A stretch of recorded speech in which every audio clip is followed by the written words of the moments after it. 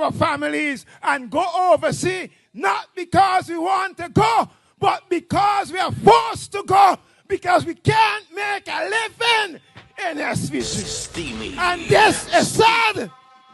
And that is why you got to go to the polls, whether you're young or you're old, on election day, and put your... You cannot go with grace.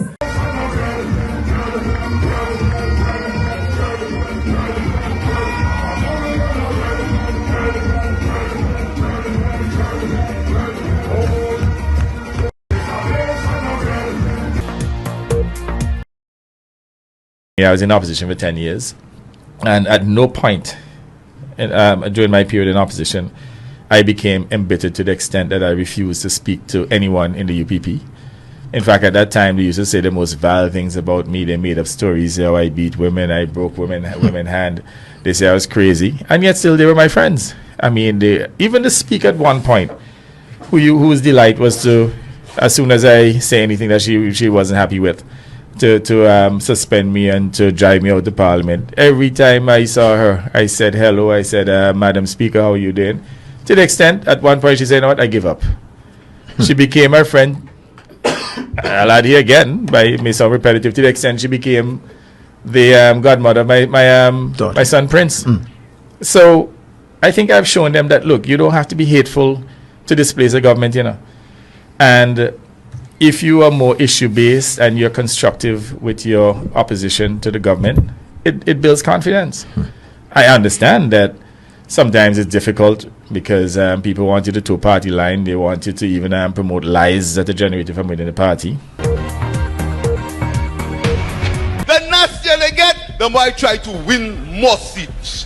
The nastier they get, the more I think about things to do to improve the quality of life of the people of St. Lucia. After God is JP, I can say that. God sent him to do that job he's doing there. It's God that sent him to do that. We have a system that's failed us. That's 1,000%. 1,000% for sure. Let's try something different. Let's try to learn from what we have seen over history as to what works and doesn't work. We know that in government, and I speak to the civil servants and senior civil servants particularly, that once money goes into what we call the consolidated account, it's tough. And that's why I believe in dedicated revenue streams for critical areas of development, health being one of them, roads being another one of them, okay? But our goal is always to make sure that people know what is it we're going to do. A police officer, Mr. Speaker, under this 2% loan with 6 months grace period, let me show you something, Mr. Speaker. Let me turn words into numbers. And let us turn those words into what is actual benefits to the people of this country. So this police officer goes to the government housing board and applies for a loan of $400,000 at 2%. But his counterpart, who went ahead of him to build and now has a 7% interest rate, he had a difference between the two of them. Monthly payment at 2%, Mr. Speaker, Imran will pay $1,470 a month. At 2%, his counterpart will pay $2,661 a month. At 7%.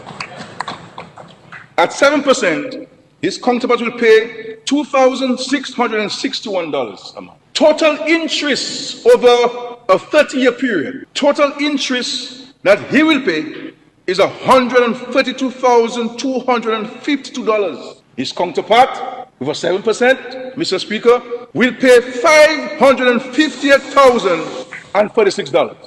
I tell you, numbers doesn't joke. It's there, 2%, 6 months, okay, yeah. But here is the real impact, Mr. Speaker. It's a simple thing.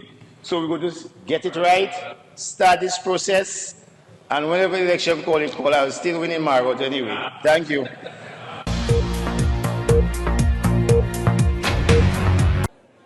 That is why every time the people say they're tired, they want change, and they give the NDC a chance, one term, and they're gone. One term, and they're gone.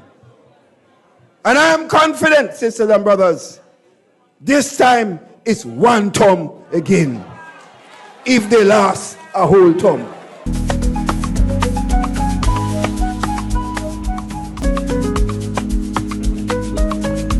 Thank you for allowing me the opportunity to visit this most historic museum that portrays the significant history of Ethiopia and Africa, for the people to build for ourselves.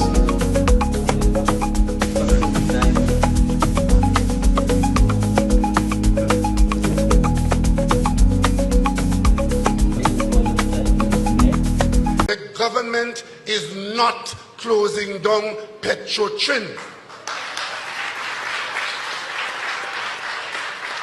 And in case you were just opening your fridge and you didn't hear that when you closed the door, let me repeat it. The government of Trinidad and Tobago is not closing down Petro-Trin. There's been very clear that all the employees of Petro-Trin will exit the company. All. So do we get that clear so that nobody has to call me about 10 o'clock in the night to find me? How many of us going again? How many of them going again? All. In terms of jobs, we do have several measures going forward for creating jobs. And in the budget, which will be coming up soon, we will roll out and give more details. But we don't intend to just dismiss these persons, as happened with CPEP, with the URP. We do have plans for job creation, which I'll share with you on another occasion.